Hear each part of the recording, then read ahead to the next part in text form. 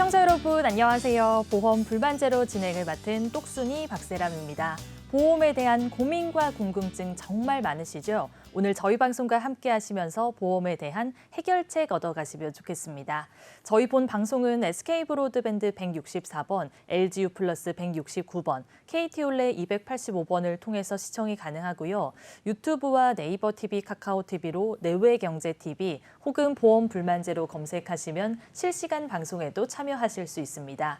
아울러 본 방송은 정보 제공을 위한 방송이며 보험 서비스 및 상품 판매와 중개에는 관여하지 않습니다. 그럼 보험 불만제로 오늘도 힘차게 시작을 해보도록 할 텐데요. 오늘 세 분의 전문가 나오셨습니다. 인사 나눠볼게요. 안녕하세요. 안녕하세요.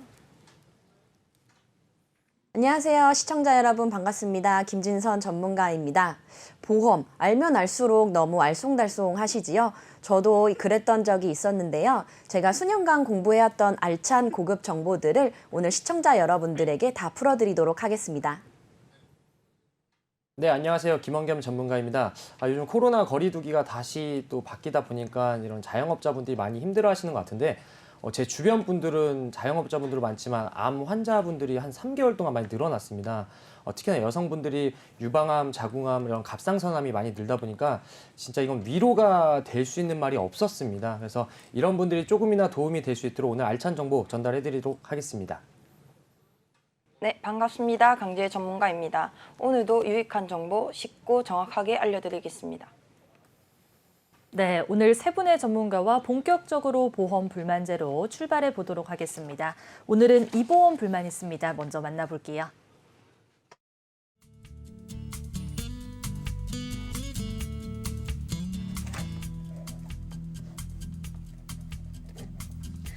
안녕하세요. 보험 불만제로의 박세람입니다. 제가 지금 무엇을 이렇게 열심히 공부하고 있을까요? 바로 보험에 대해서 열심히 공부하고 있습니다. 앞으로 여러분들께 보험에 대한 다양한 정보 나눠드린다는 생각에 저도 참 많이 설레는데요. 평일 오후 12시부터 1시간 동안 저와 함께하는 시간 잊지 않으셨죠? 그 시간만큼은 제가 유익하게 만들어드리도록 하겠습니다. 전문가를 통해 다양한 조언도 얻을 수 있으니까요. 많은 전화 참여도 부탁드릴게요.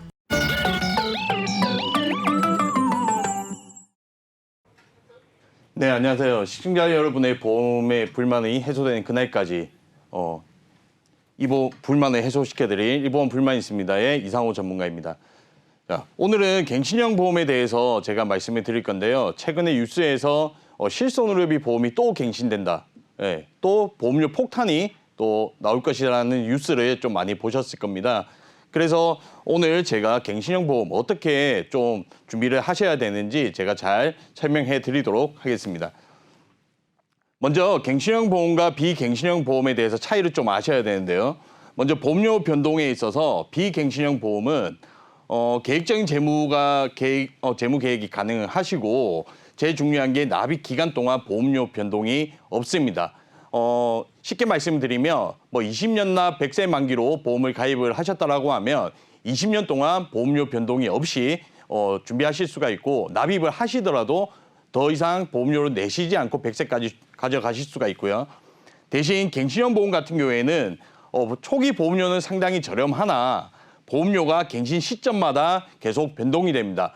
다시 쉽게 말씀을 드리면 1년 갱신, 3년 갱신, 5년 갱신이라고 하면 그 기간 동안 다시 보험료가 갱신돼서 보험료가 변동이 됩니다. 그리고 납입 기간으로 봤을 때는 비갱신형 보험 같은 경우에는 서두에 말씀드렸지만 가입한 기간 동안만 내시면 만기까지 보장을 받으시지만 갱신형 보험 같은 경우에는 80세 만기, 100세 만기라고 하면 그 보장 만기 시까지 보험료를 계속 납입을 하셔야 됩니다. 그리고 납입 면제에 있어서는 비갱신형 보험 같은 경우에는 납입 기간 중 납입 면제 사유가 발생 시에는 이후 보험료 납입이 없이 계속 보장을 받으실 수가 있지만 갱신형 보험 같은 경우에는 갱신 직전까지만 납입 면제를 받으시고 그 이후에는 다시 갱신된 보험료로 납입을 하셔야 된다는 이런 차이점이 있습니다. 좀 세부적으로 들어가면 보험료 폭탄 제가 앞서 말씀을 드렸지만 비갱신형과 갱신형 보험료의 차이를 보게 되면 30세 남자 기준으로 암 진단금 3천만 원 기준으로 한번 제가 비교를 해봤는데요. 비갱신형 보험 같은 경우에는 20년 납으로 했을 때 50세에 납입 종료가 되지만 월 보험료는 39,000원대로 계속 납입을 하십니다. 그러나 갱신형 보험 같은 경우에는 100세 납입 종료까지 계속 인상되는 보험료로 납입을 하셔야 되고 총 보험료 차이를 봤을 때는 약 2,300만 원 정도를 갱신형 보험에서 더 부담을 해야 된다는 그런 차이가 있습니다. 그런데 이 갱신형 보험을 어떻게 활용을 하는가에 따라서 좀 유용할 수가 있는데 먼저 메인보다는 서브 보험으로 좀 준비를 하셔야 됩니다. 비갱신형 보험으로 기본 바닥을 잘 준비를 해놓으시면 제가 경제활동하는 기간 동안 정말 필요한 보장에 대해서는 장기 갱신형 보험으로 좀 준비를 하시면 큰 보장을 가져가실 수가 있고요. 그리고 60세 이상의 고령이신 분들은 비갱신형 보험으로 준비를 하시게 되면 보험료에 대한 부담이 상당히 클 수가 있습니다. 그렇기 때문에 장기 갱신형으로 좀 준비를 하시면 보험료 부담도 줄어들지만 보장은 많이 가져가실 수 있는 그런 장점이 될 수 있습니다. 그래서 제가 최종적으로 갱신형 보험에 대해서 좀 결론을 내보면 첫 번째로 비갱신형 보험을 먼저 메인으로 준비를 하시고 두 번째로 갱신형 보험 같은 경우에는 장기 갱신형 보험으로 서브 개념으로 좀 준비를 하시는 게 좋습니다. 그리고 마지막으로 60세 이상은 갱신 주기가 긴 장기 갱신형 보험으로 준비를 하시면 보험료도 저렴하고 많은 보장을 가져가실 수도 있습니다. 지금까지 이 보험 불만 있습니다의 이상호 전문가였습니다. 네, 갱신형 보험에 대해서 이상호 전문가님과 함께 알아봤습니다. 보험료 폭탄을 맞으신 분들, 계속해서 보험료가 오르는 분들은 한번 점검을 꼭 받아보시는 게 좋을 것 같은데요. 갱신형 보험을 준비하기보다는 비갱신형 보험을 100세 만기로 먼저 준비를 하시는 게 좋을 것 같고요. 또 서브로 저렴하게 갱신형 보험을 가져가시는 게 괜찮겠습니다. 그리고 60세 이상이신 분들은 갱신 주기가 긴 갱신형 보험을 준비해야 되니까요. 이 부분 잘 참고하셔서 대비를 해보시면 좋겠습니다. 혹시 증권상에서 보험료가 계속 올라서 부담을 느끼시는 분들이 있거나 또는 내가 지금 갱신형으로 준비가 되어 있지 않은지 잘 모르시는 분들은 오늘 방송을 통해서 점검을 꼭 받아보시면 좋을 것 같고요. 나이가 있는 분들은 아무래도 나중에 보험료가 더 많이 오를 수 있기 때문에 갱신 주기가 긴 장기 갱신형을 준비하는 게 좋다고 말씀을 해주셨습니다. 오늘 이상호 전문가님과 함께 갱신형 보험에 대해서 하나부터 10까지 짚어봤습니다. 생방송으로 보험 불만제로 함께하고 있습니다. 저희 본 방송은 SK 브로드밴드 164번, LG U 플러스 169번, KT 올레 285번을 통해서 시청이 가능하고요. 유튜브와 네이버 TV, 카카오 TV로 내외 경제 TV 혹은 보험 불만제로 검색하시면 실시간 방송에도 참여하실 수 있습니다. 아울러 본 방송은 정보 제공을 위한 방송이며 보험 서비스 및 상품 판매와 중개에는 관여하지 않도록 하겠습니다. 갱신형 보험에 대해서 계속해서 이야기 나누고 있는 상황인데요. 한 번 더 짚어보도록 하겠습니다. 우리 시청자분들 중에서 갱신형 보험 가지고 있는 분들 많을 것 같은데요. 보험료가 많이 오를 수 있기 때문에 비갱신형을 먼저 준비를 하시는 게 좋을 것 같고요. 서브로 저렴하게 준비를 해보고 싶으신 분들은 그때 갱신형 보험을 준비를 하시는 게 좋을 것 같습니다. 나이가 어린 20대나 30대 분들은 비갱신형 준비하시고 나이가 많은 분들은 장기 갱신형 준비하시면 좋을 것 같아요. 그러면은 이 보험 불만 있습니다. 여기까지 해보도록 하고요. 그 다음은 오늘의 보험 칭찬회로 돌아오겠습니다.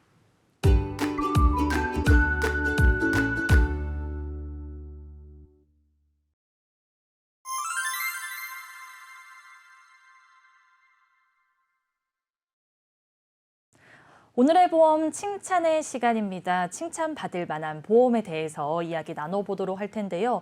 유병자 보험 짚어보도록 하겠습니다. 요즘 안 아프신 분들이 없다고 하는데요. 약을 드시고 있거나 예전에 병력이 있는 분들도 가입 가능하다는 유병자 보험 짚어보도록 할게요. 자, 김원경 전문가님, 네네. 유병자 보험 어떤 내용 준비해 오셨을까요? 네, 방금 말씀하신 것처럼 뭐 예전에 이제 약을 드시는 분들, 특히나 뭐 요즘에 뭐 고혈압을 뭐 비타민제처럼 네. 드시는 분이 많은데 그런 분들 이제 가입이 안 되다가 요즘에 이제 그런 분들이 워낙 많아지다 보니까 가입을 할 수 있는 그게 이제 유병자 보험입니다. 그러니까 이제 일반 보험하고 유병자 보험하고 조금 이제 비교를 하다 보면은 일반 보험 같은 경우에는 3개월 이내에 이제 병원을 가고 진단을 받거나 검사 받으시거나 뭐 이제 회사별로 조금씩 약간 상이하지만 1년 이내에 뭐 진찰 뭐 이런 수술이 있거나 5년 이내에 암이나 뭐 에이즈 진단을 받으신 분이 있거나 혹은 이제 또 약을 이런 분들 같은 경우에는 약을 30일 이상 좀 드시는 분들이 많이 있습니다. 그러다 보면은 이분들은 일반 보험이 가입이 안 되는데 간편보험은 반대로 조금 더 인수가 완화돼서 3개월 이내에 뭐 검사나 진단, 2년 이내 입원 수술 및 그리고 5년 이내 암이나 에이즈 이제 진단을 받으시지만 않았으면은 이런 분들이 가입이 가능한 게 유병자 보험 혹은 간편보험이라고 생각하시면 좋을 것 같습니다. 그렇군요. 예전에는 사실 병력이 있으면은 보험 가입이 어렵지 않을까 이렇게 많이들 생각을 하셨는데요. 이제는 인수 조건이 조금 더 완화돼서 병력이 있으신 분들도 유병자 보험 준비를 할 수 있다고 말씀을 해주셨습니다. 김진선 전문가님, 그런데 약 드시는 분들이 진짜 제 주변에도 많은데 그런 분들 다 유병자 보험으로 준비를 해야 할까요? 아, 네. 일단 간편보험을 유병자 보험이라고도 하는데요. 요즘 이제 서구화된 식습관과 식문화가 바뀌면서 젊은 분들에게도 만성질환 환자분들이 많이 늘어났습니다. 네. 하지만 만성질환 환자라고 해서 무조건 간편보험을 가입하시는 건 아닙니다.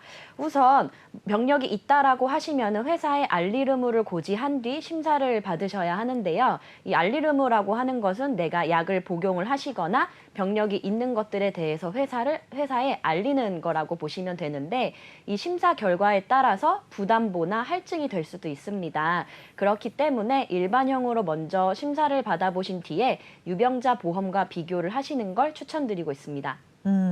일단은 비교를 꼼꼼히 한 다음에 준비를 해보시면 좋을 것 같고요. 무조건 병력이 있다고 해서 유병자 보험을 준비하기보다는 내가 과연 유병자인지 아닌지 이 부분을 검토하신 다음에 대비를 해보시는 게 좋겠습니다. 자, 그러면 강지혜 전문가님, 이 간편보험도 종류가 다양하다고 알고 있는데 구분을 어떻게 할까요? 네, 요즘에 간편보험의 종류가 굉장히 많이 생겼습니다. 네. 예전에는 325라고 3개월 이내 추가 검사 및 재검사 소견, 2년 이내 입원 수술, 5년 이내 앞만 보고 해당이 없으면 가입할 수 있는 325 보험이 대표적이라고 할 수 있었는데 최근에는 333, 335라고 심사기간을 조금 더 연장해서 보험료도 조금 더 저렴하게 가입할 수 있는 유병자 보험도 많이 생겼고 입원과 3개월 병력 소견 2가지만 물어보는 EQ 보험, 그리고 암내, 심장, 3대 질병에 걸린 적이 있느냐 없느냐 딱 1가지만 물어보는 1Q 보험으로 구분할 수 있습니다. 네. 그리고 아무래도 보험료는 물어보는 게 적으면 적을수록 더 올라가겠죠. 그렇기 때문에 상품을 선택하실 때는 꼭 그 여러 회사를 비교해서 그 선택하시는 게 가장 좋으시고요. 유병자 보험에서 가장 많이 해당이 돼서 인수가 어려운 부분이 입원 수술인데요. 뭐 건강검진을 통해서 대장용종을 제거했다든지 뭐 교통사고가 나서 잠깐 입원을 했는데 2년 이내에 입원 수술에 걸리게 되면 굉장히 억울하겠죠.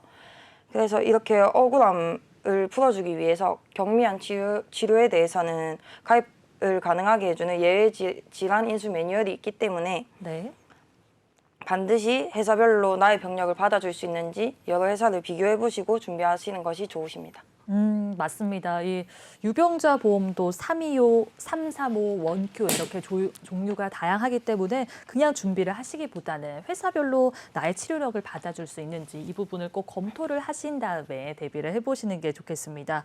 자, 그럼 김원교 전문가님, 종류가 다양한데 회사마다 이 보험료 차이도 있지 않을까 싶어요. 네, 그렇죠. 네, 방금 강지혜 전문가님이 말씀해주신 것처럼 여러 가지 이제 간편보험이 있기는 한데 네. 이제 회사별로 이제 물어보는 이제 수가 적어지면 적어질수록 보험료는 올라갑니다.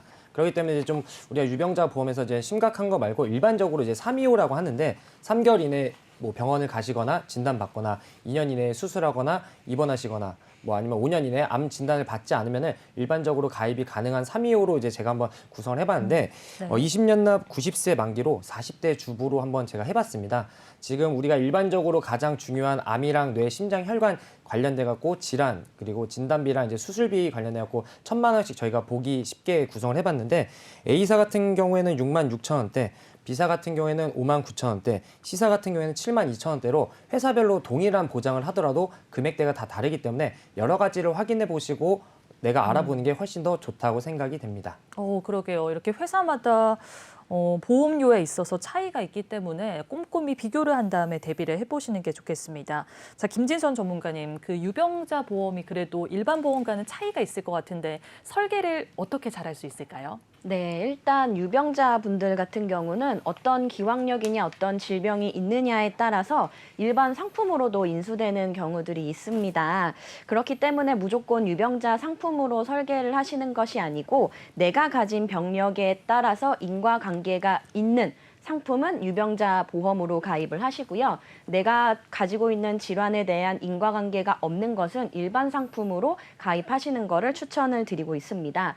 뭐 예를 들어서 가장 대표적인 만성 질환으로 고혈압이 있는데요. 이 고혈압 같은 경우는 혈관 질환이기 때문에 뇌혈관 질환이나 심혈관 질환에 인과관계가 아주 깊습니다. 그렇기 때문에 이런 부분들은 우리가 유병자 보험으로 가입을 하시는 게 더 훨씬 더 좋고요. 그리고 그렇지 않은 고혈압과 전혀 관계가 없는 암 같은 담보들은 일반형 상품으로 이렇게 제가 권해드리고 있습니다.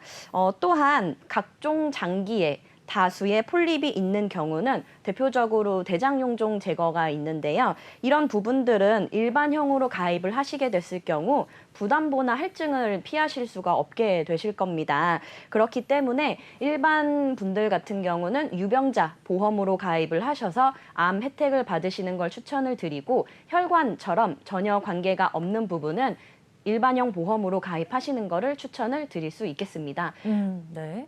알겠습니다. 이 내가 가지고 있는 병력이 어떤 거냐에 따라서 유병자 보험으로 준비를 잘 할 수 있고 또는 일반 상품으로 준비를 잘 할 수 있기 때문에 한번 비교를 하신 다음에 대비를 해보시는 게 좋겠습니다. 그러면 강지혜 전문가님, 유병자 보험을 준비할 때 우선적으로 준비해야 되는 사항도 있을까요? 네, 유병자 보험도 일반 보험과 마찬가지로 가입하는 이유와 목적에 맞게 가입하는 게 좋겠죠. 보험을 준비할 때 가장 중요한 3대 질병에 대한 진단금이 중요하겠죠. 암 내 심장에 대한 진단금이 마련이 우선으로 암 보장이 이미 있으신 분들은 이제 뇌혈관과 허혈성 심장질환 등 2대 질병에 대한 준비가 우선적으로 필요합니다. 이후에는 노후에 가장 치료비가 높은 수술비가 꼭 있어야 하겠죠. 향후에는 실손보험을 대체할 수 있는 담보가 수술비 담보이기 때문에 반드시 확인해서 부족한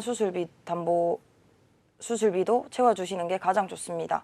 조금 더 여유가 있으신 분들은 간병인 지원 일당, 후유장애, 입원 담보순으로 월 납입 보험료를 확인하시면서 우선순위로 두고 준비하시고 반드시 각 회사별로 비교하셔서 보다 저렴한 회사를 찾아서 가입하시면 더욱 효율적으로 준비하실 수 있습니다.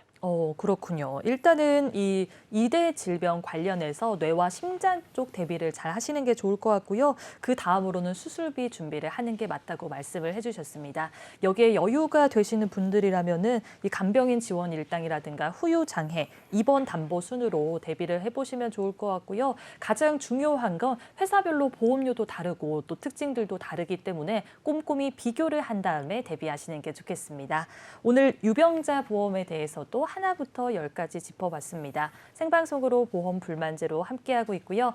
저희 본 방송은 SK브로드밴드 164번, LGU 플러스 169번, KT올레 285번을 통해서 시청이 가능합니다. 유튜브와 네이버 TV, 카카오 TV로 내외 경제 TV 혹은 보험 불만제로 검색하시면 실시간 방송에도 참여할 수 있고요. 아울러 본 방송은 정보 제공을 위한 방송이며 보험 서비스 및 상품 판매와 중개에는 관여하지 않습니다. 그러면 그 다음으로 칭찬받을 만한 보험 화면으로 만나볼게요.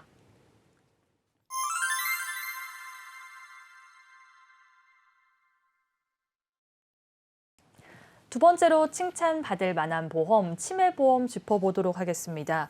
최근 늘어나는 치매 환자를 위한 보장들도 이슈가 많이 되고 있고 또 치매보험에 대한 인기도 높아지고 있다고 하는데 김원겸 전문가님, 네. 치매보험 어떤 내용 준비해 오셨을까요? 네, 치매보험 하면은 이제 뭐 여기 시청하고 계신 시청자분들도 많이들 알고 계실 겁니다. 혹은 네. 뭐 주변 가족분들 중에서도 치매 환자분이 있을 텐데 치매야 뭐 당연히 이제 뇌 기능이 저하되면서 뭐 기억력이나 인지 능력이 떨어지다 보니까 어떻게 보면 나이는 먹었지만 생각하는 거나 행동은 진짜 어려지는 정말 무서운 질병이고 더군다나 우리가 알고 있는 암 같은 경우에는 완치율도 높아지고 있는데 반대로 치매는 완치라는 게 없을 정도로 정말 무서운 질병이라고 생각을 합니다. 네. 더군다나 저도 이제 어렸을 때 이제 할아버지께서 제가 초등학교 6학년 때 치매로 이제 앓다가 이제 돌아가셨는데 본인도 정말 힘드셨겠지만 그 주변에 간호하는 가족들도 정말 힘들었던 게 저는 이 치매보험이라고 생각을 하고 있습니다.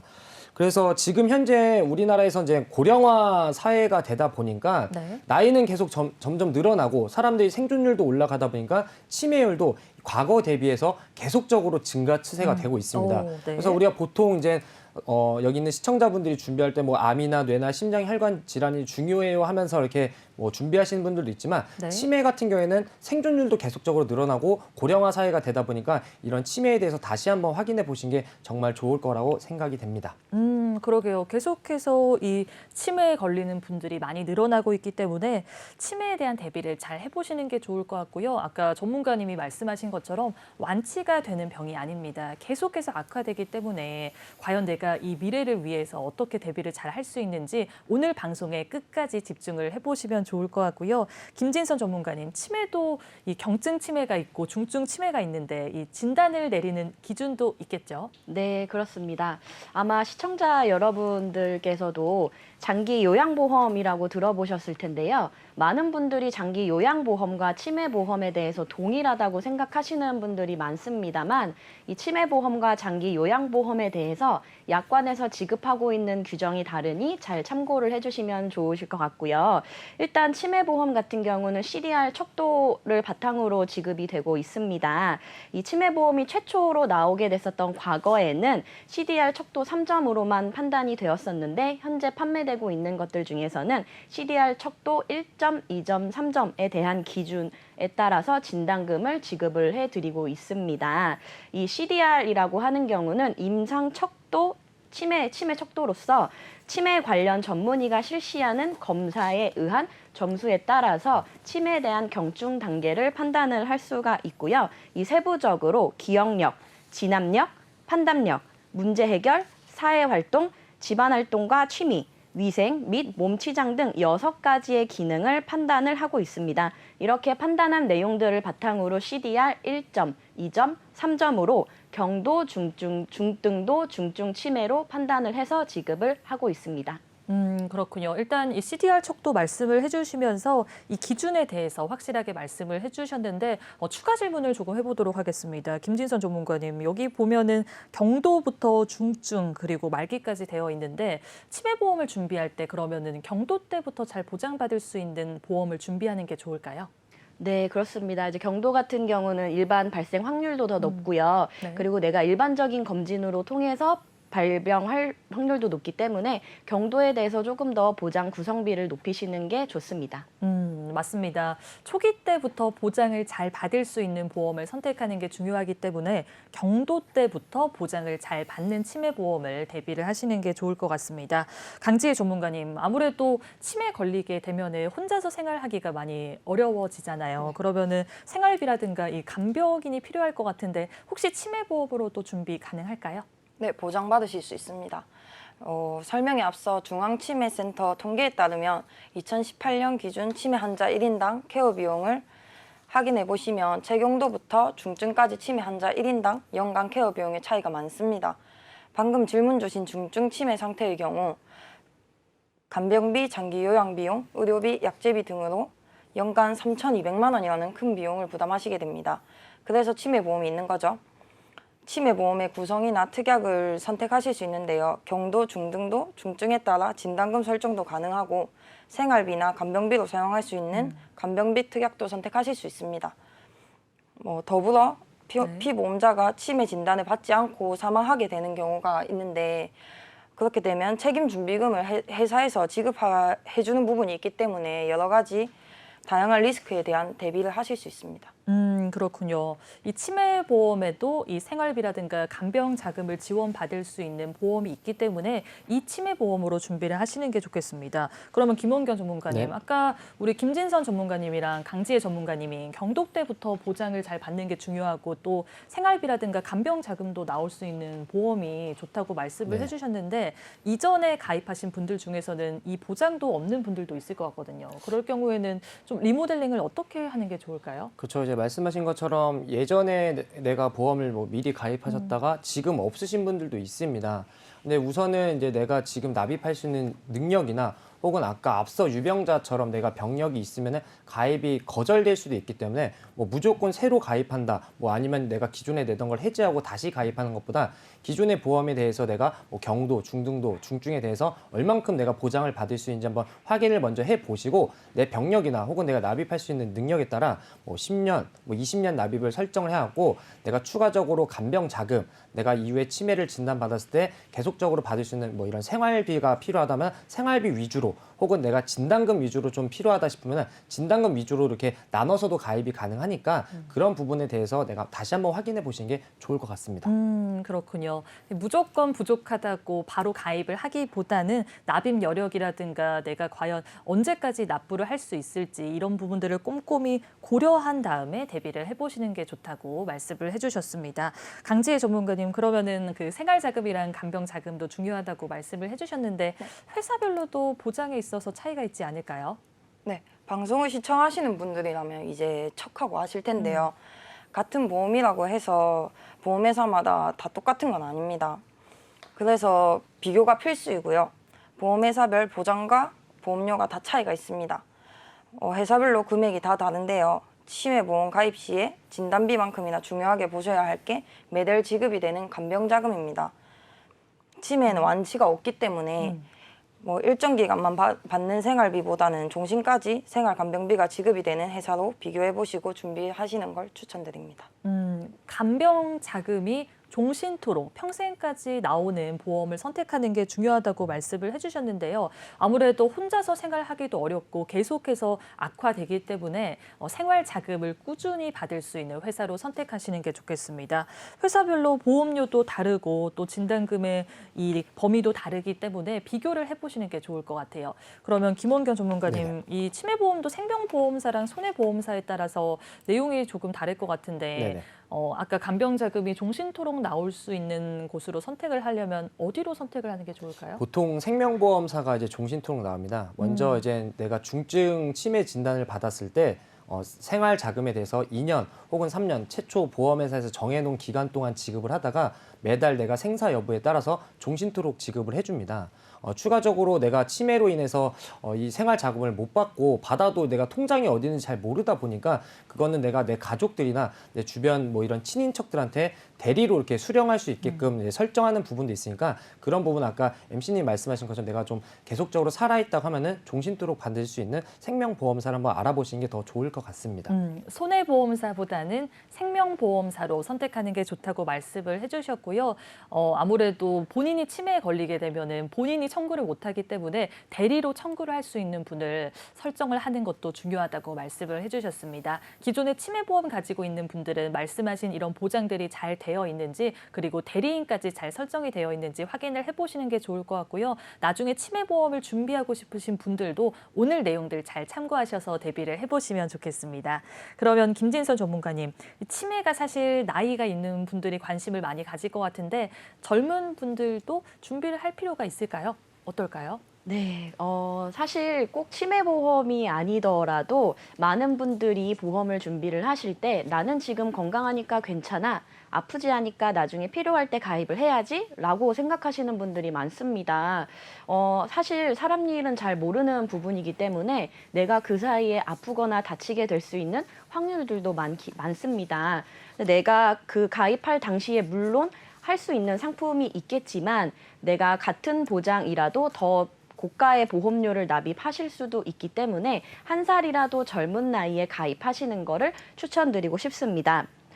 많은 분들이 원하시는 비갱신을 예를 들어보면 30세에 가입하시고 20년 납 100세 만기, 50세에 가입하시고 20년 납 100세 만기를 가정을 해본다면 같은 납입기간과 보장기간이 라고 할지언정 조금이라도 젊은 나이에 준비를 하시는 게 비교할 수 없을 만큼의 장점이 많다고 보기에도 하루라도 젊으실 때 준비하시는 것을 저는 적극 추천드리고 싶습니다.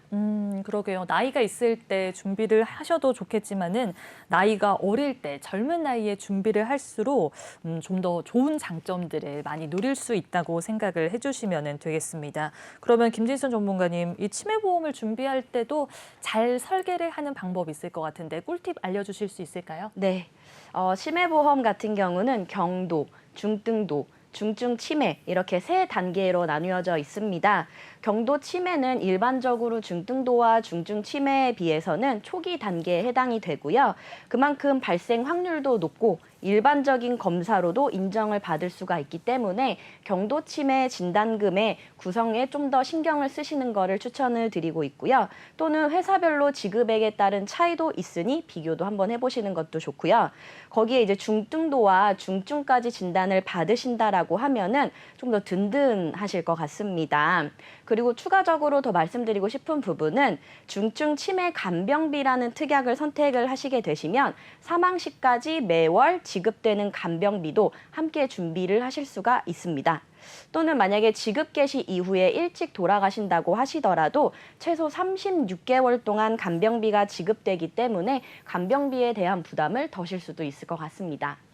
그렇군요. 지금 말씀해 주신 내용들 토대로 치매보험을 준비를 하시는 게 좋을 것 같은데요. 경도 때부터, 그러니까 초기 때부터 보장을 잘 받을 수 있는 상품을 선택하시는 게 좋을 것 같고요. 그리고 생활비가 종신토록 나오는 상품을 선택을 하시는 게 좋겠습니다. 자, 치매보험에 대해서 짚어봤는데 우리 김원경 전문가님께서 한번 내용을 요약을 해주실까요? 네, 알겠습니다.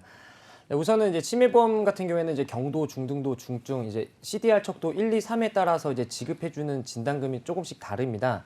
그렇기 때문에 내가 아까 나온 것처럼 나이에 따라서 발병률이 다르기 때문에 내가 조금이라도 가족들한테 부담이 덜하기 위해서는 진단금을 많이 갖고 가실 분들 혹은 뭐 생활 간병비를 내가 좀 더 많이 갖고 가고 싶으면은 나이가 어릴 때일수록 미리 건강할 때 준비하시는 게 좋고, 그리고 진단금 같은 경우에는 확률적으로 경도부터 진행이 되고 뭐 사람들마다 조금씩 다르겠지만 1단계부터 진행이 되기 때문에 경도 진단금을 조금이라도 더 많이 받을 수 있는 회사, 그리고 간병 자금은 아까 말씀드린 것처럼 생명보험사는 꼭 아니더라도 내가 좀 종신토록 받을 수 있는 이러한 간병 자금을 찾아보고 알아보시는 게 훨씬 좋습니다. 그리고 마지막으로 이제 치매보험 같은 경우에는 혈관 관련돼서 많이들 이렇게 얘기가 나오고 있는데 여성 호르몬 때문에 어렸을 때 여성분들이 치매 확률이 좀 적지만 폐경기 이후에 여성 호르몬보다는 남성 호르몬이 많이 분비돼서 그 혈관적으로 여성분들이 남성보다 한 3배 정도가 발병률이 높다고 합니다.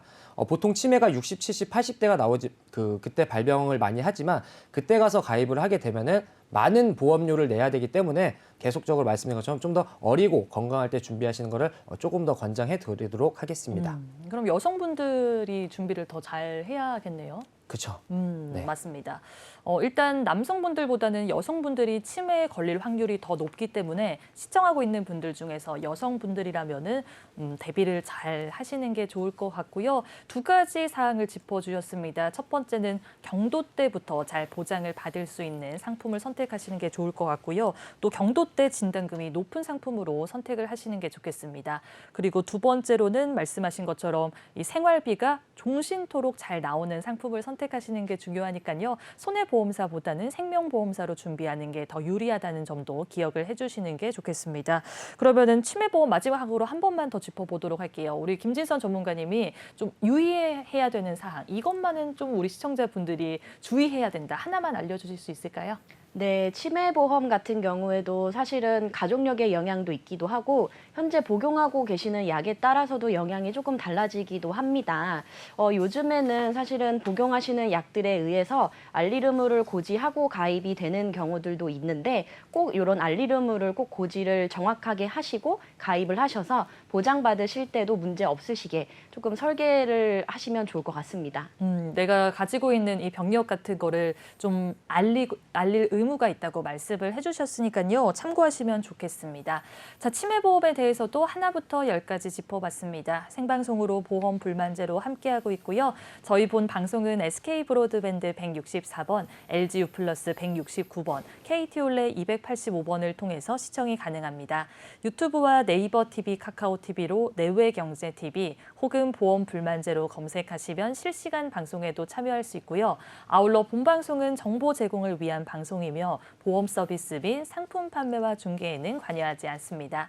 그러면 그 다음은 보험 전망대로 돌아올게요.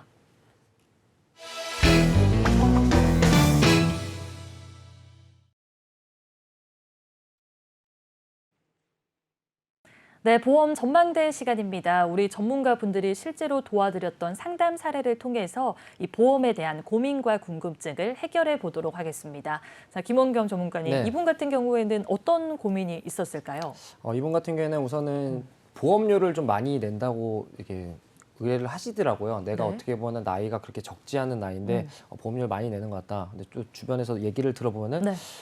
금액 대비해서 좀 보상이 좀 낮다라고 아. 이제 말씀을 해주셨고 좀 의뢰를 해주셨고 네. 제가 한번 상담을 해드렸던 그런 사례인 것 같습니다. 네. 그렇군요. 이분 같은 경우에는 나이가 적지 않은데 보험료는 많이 내고 있었다고 말씀을 해주셨고요. 그에 비해서 보장은 좀 부족한 것 같아서 우리 전문가분의 도움을 받았다고 생각을 해주시면 좋겠습니다. 그러면은 이분 같은 경우에 어떤 보험에 가입을 했는지도 궁금하거든요. 그렇죠. 한번 보시면은 네. 우선 현재 이분이 지금 보험을 총 3가지를 가입을 하셨습니다.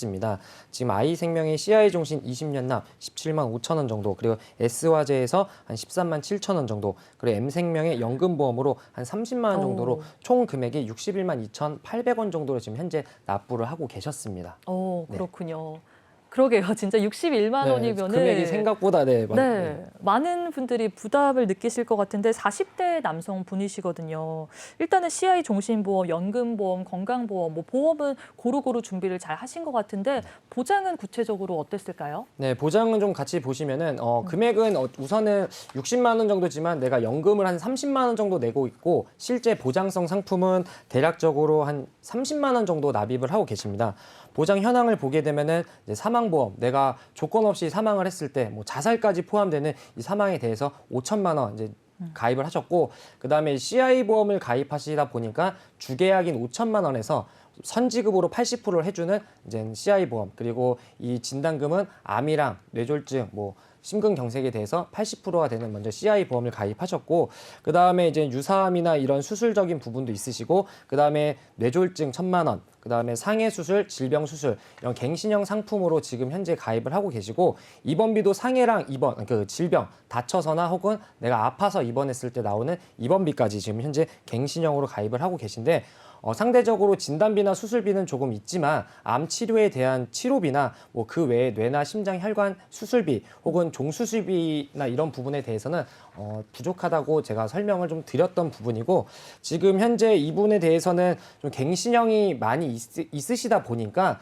나중에 보험료가 계속적으로 올라갈 거고, 마지막으로 또 CI 보험이 우리가 또 중대한 질병을 보장해준다 해서 좋아하신다고 이렇게 좀 좋다고 생각하시는 분들도 있는데, CI 보험을 살짝 좀 설명을 드리자면은 일반적인 저희 보험은 뭐 암 진단, 뇌출혈, 뭐 뇌졸중, 심근경색 진단을 받게 되면 그냥 진단서 혹은 조직검사지 결과지에 따라서 지급을 해주지만, CI 보험은 내가 중대한 암, 뭐 중대한 심근경색을 보장을 해주고 있습니다.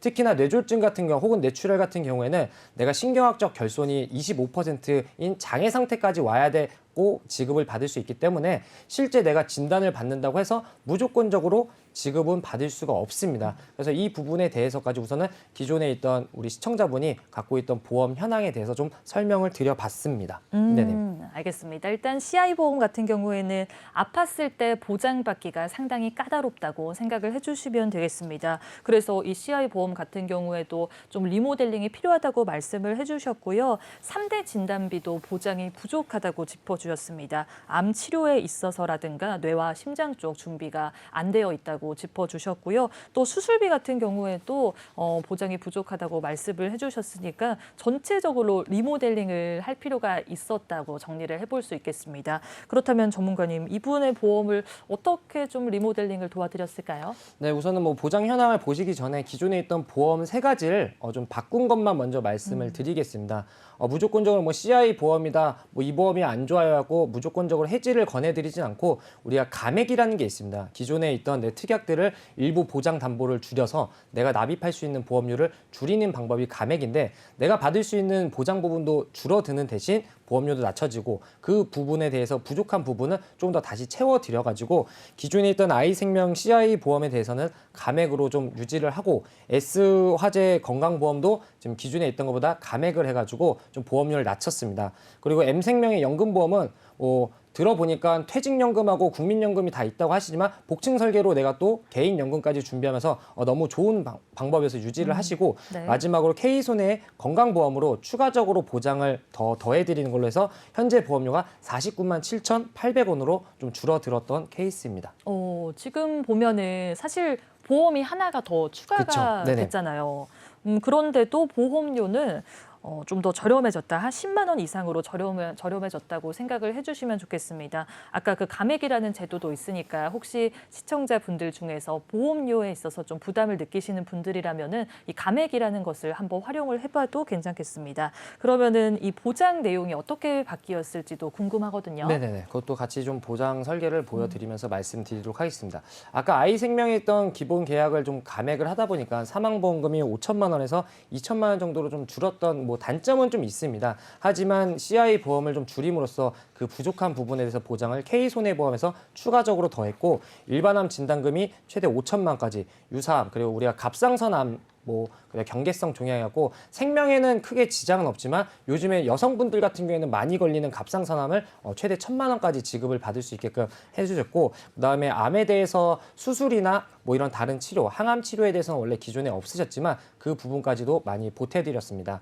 요즘에는 예전처럼 방사능이나 아니면 방사선이나 아니면 개복수를 수술하는 것보다는 표적 항암 치료를 하기 때문에 이런 진료비 혹은 치료비가 많이 들어가기 때문에 우리 시청자분이 부담이 덜 되도록 치료비를 보강해드렸고 뇌혈관이나 심혈관 관련돼 가지고 보장 범위가 가장 작았던 뇌출혈 혹은 심근경색 부분만 있기 때문에 추가적으로 뇌졸중 그리고 협심증도 모두 다 보장을 해줄 수 있는 허혈성 심장 질환하고 뇌혈관 질환비로 더 추가적으로 보장을 해드렸고 기존에 있던 수술비는 이제 암이나 상해 질병에 대해서는 있었지만 그 외에 종수술비나 몇 대 수술비가 부족하셨기 때문에 추가적으로 더 보강을 해드렸습니다. 그리고 이대 질환이하고 뇌혈관, 심혈관, 심장 쪽 혈관 질환에 대해서도 매회 받을 수 있는 수술비로 추가적으로 보장을 더 해드렸고 기존에 있던 입원비 상해나 이런 질병 입원비는 갱신형으로 보험료가 계속적으로 올라갈 우려가 있기 때문에 그 부분은 좀 특약을 삭제했고 나머지 이제 추가적으로 간병인 내가 지금은 결혼하셨는지 안 하시는지 모르겠지만 간병인을 씀으로써 내가 또 주변 도움을 받을 수 있는 간병인까지 추가적으로 보상을 더 해드렸고 마지막으로 운전을 자주 하신다는데 운전자 보험이 없으시다고 하셔서 운전자 네. 보험까지 전체적인 보장을 추가적으로 다 구성을 해드렸습니다. 알겠습니다. 이 부족한 보장은 꼼꼼히 채워주셨다고 생각을 해주시면 좋을 것 같은데요. 하나씩 좀 짚어보도록 하겠습니다. 사실 암보험이 우리 시청자분들이 관심을 정말 많이 가지는 보험 중에서 하나잖아요. 그런데 진단금을 어느 정도로 가지고 가는 게 좋을지 많이 헷갈려 하실 것 같은데 이분 같은 경우에는 5천만 원 정도로 잡아드렸거든요. 이 정도로 준비하면 될까요, 전문가님? 이게 사람마다 다 다르기 때문에 정답은 없습니다. 근데 이제 제가 상담을 해봤을 때 이분 같은 경우에는 현재 술, 담배도 안 하시고 기존에 이런 가족력도 없으시다고 얘기를 하시더라고요. 근데 일반적인 남성분들은 이제 술, 담배를 좀 하시거나 아니면 식습관, 현대 사회에서 조금 다르다 보니까 위암이랑 간암, 폐암 혹은 추가적으로 대장암, 전립선암 이쪽을 많이 보강을 하시는데 내가 5천만 원이어서 많으세요. 1,000만 원이어서 적으세요라는 거는 정답은 없습니다. 시청자분들도 잘 생각하셔야 하는 게 암진단금으로서 무조건 단순히 치료만 하는 게 아닙니다. 내가 지금 일을 하고 있을 때 연봉이 얼마일 때 만약에 암이 완치되는데 보통 5년이라고 봤을 때 5년 동안의 내 연봉 추가적으로 우리 집에서 매달 나가는 고정 비용 추가적으로 암에 대한 치료 비용 부수적으로 내가 입원을 했을 때 우리 가족들이 나를 케어를 못한다고 하면 추가적으로 나를 간병해 주시는 이런 간병 비용 암 환자는 혼자 다닐 수 없기 때문에 누군가 옆에 있어야 됩니다. 그렇기 때문에 5천만 원이 많습니다, 적습니다 할 수 없지만 이런 전체적인 부분을 따져보고 내가 매월 납입할 수 있는 능력까지 같이 고려해 봤을 때 5천만 원에서 최대 1억, 2억까지도 같이 추가적으로 보장을 하는 게 더 좋을 것 같습니다. 그렇군요. 어쨌든 본인의 상황에 맞게끔 진단금을 가져가시면 좋을 것 같은데 우리 전문가분의 기준에 따르면은 최소 5천만 원에서 1억, 여유가 된다면 2억까지 준비하는 게 좋다고 말씀을 해주셨습니다.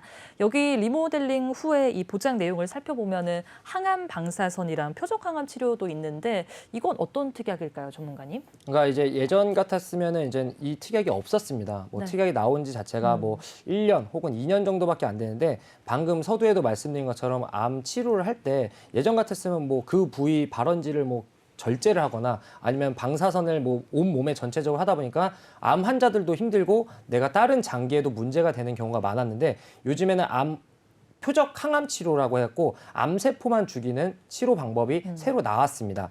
그리고 항암 방사선 같은 경우에는 뭐 여성분들이 좀 상대적으로 많이 할 수 있는데 유방암 같은 경우에는 유방암 치료를 하면서 여성 수용체라고 해서 유방암하고 오히려 더 많이 자극적으로 전이가 되는 수용체가 있습니다. 이런 수용체를 또 제거하기 위해서 방사선으로 이렇게 쐬가지고 치료하는 방법이 있다 보니까 과거에 대비해서 치료율도 높아지고 생존율, 완치율도 높아지면서 대신 치료 비용이 높아지기 때문에 부수적으로 또 추가적으로 특약을 넣어놨습니다.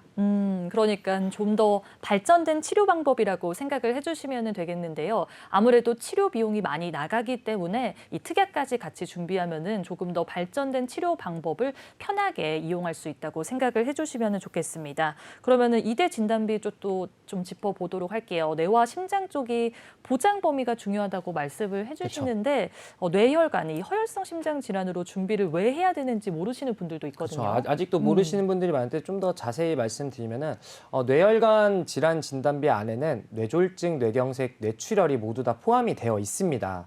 또 허혈성 심장 질환 진단비는 협심증이랑 심근경색 모두 다 포함이 되어 있는데 이렇게만 들으면은 크게 차이가 없다고 생각하실 수 있는데 단편적으로 과거에 오랫동안 보험을 유지하신 분들 같은 경우에는 급성 심근경색 진단비만 위주로 이렇게 진단비를 가입하셨습니다. 그럼 나는 심장 쪽 혈관 질환이 다 보장됐다고 하는데 우리가 보통 과거에는 의료기술도 좀 떨어지고 교통편도 안 좋고 내가 그런 골든타임을 놓치다 보니까 심장 근육이 괴사되는 심근경색 진단비를 받으시는 경우가 있지만 요즘 같은 경우에는 건강검진을 통해서 내가 사전에 좀 확인을 하는 경우가 많이 있습니다. 그렇게 되면은 심장 혈관이 좁아지는 단계인 협심증에서 치료나 수술을 받지 내가 그거 기다렸다가 심근경색 될 때까지 수술하시는 분은 없을 겁니다. 그렇기 때문에 과거의 보험이 나쁘다는 건 아니지만 요즘에 새롭게 모두 다 보장 범위를 다 갖고 있는 허혈성 심장 질환하고 뇌혈관 질환 진단비를 갖고 가고 준비를 미리 해놓으시는 게 훨씬 더 좋아서 보강을 해드렸습니다. 이전에 준비를 하신 분들은 아무래도 뇌출혈 진단비, 급성심근경색 진단비로 준비가 되어 있을 것 같은데요. 이렇게 준비가 되어 있으면 나중에 보장 범위가 좀 협소해서 보장을 제대로 못 받을 수 있기 때문에 허혈성 심장 질환이나 뇌혈관 질환 진단비로 준비가 되어 있어야 한다고 짚어주셨습니다. 증권 한번 펼쳐보셔서 어떻게 준비가 되어 있는지 확인을 해보시는 게 좋을 것 같고요. 여기 수술비도 짚어보도록 하겠습니다. 이 수술비 보험도 종류가 다양한데 그쵸. 네. 뭐 119대 수술, 종수술 이렇게 좀 보완을 해주셨거든요. 이렇게 준비를 한 이유가 있을까요, 전문가님? 다양하게 받을 수 있는 걸 이제 미리 좀 준비를 해드렸는데 질병 수술비 같은 경우에는 질병, 내가 아파서 수술하게 되면 모두 다 받을 수 있는 게 질병 수술비입니다. 네. 그리고 뭐 119대 수술비, 종수술비는 그 해당되는 수술비에 대해서 추가적으로 나오는데 질병 수술비는 상대적으로 보장 범위가 넓기 때문에 보장 금액이 줄어듭니다. 근데 반대로 1종부터 5종인 1호종 수술비 혹은 119대, 특정 119대에 대한 질병을 딱 설정을 해놨을 때 그 네. 질병에 대한 수술하면은 그 질병 수술비는 상대적으로 보장 범위도 많이 내가 보장 금액도 많이 받아갈 수 있고 진단비 같은 경우에는 일회성으로 내가 한 번만 받고 끝나지만 수술비는 매회 받을 수 있습니다. 그렇기 때문에 지금 21년도에 가입하더라도 41년도에도 받을 수 있고 내가 유행을 타지 않고 계속적으로 갖고 갈 수 있는 메리트가 있다고 생각이 됩니다. 네네. 알겠습니다. 자, 수술비 같은 경우에는 매회마다 지급이 된다고 생각을 해주시면 좋겠습니다. 진단비는 딱 한 번이면 소멸되는데 수술비는 수술 받으실 때마다 내가 보장을 받을 수 있기 때문에 수술비 보험까지 같이 준비하는 게 좋다고 일러주셨으니까요. 참고하시면 좋겠습니다. 그렇게 보장을 좀 튼튼하게 했는데도 보험료 같은 경우에는 약 11만 5천 원 정도, 기존 보험에서 11만 원 정도 저렴하게 도와주셨습니다. 자, 저희가 준비한 소식은 여기까지입니다. 보험 전망대 여기까지 해보도록 하고요. 저희 생방송으로 보험 불만제로 함께 했습니다. 본방송은 SK브로드밴드 164번, LGU 플러스 169번, KT올레 285번을 통해서 시청이 가능하고요. 유튜브와 네이버 TV, 카카오 TV로 내외경제TV 혹은 보험 불만제로 검색하시면 실시간 방송에도 참여하실 수 있습니다. 아울러 본방송은 정보 제공을 위한 방송이며 보험 서비스 및 상품 판매와 중개에는 관여하지 않습니다. 보험에 대한 불만이 없어지는 그날까지 보험에 대한 고민과 궁금증이 해소되는 그날까지 함께하도록 하겠습니다. 지금까지 시청해주신 여러분 고맙습니다.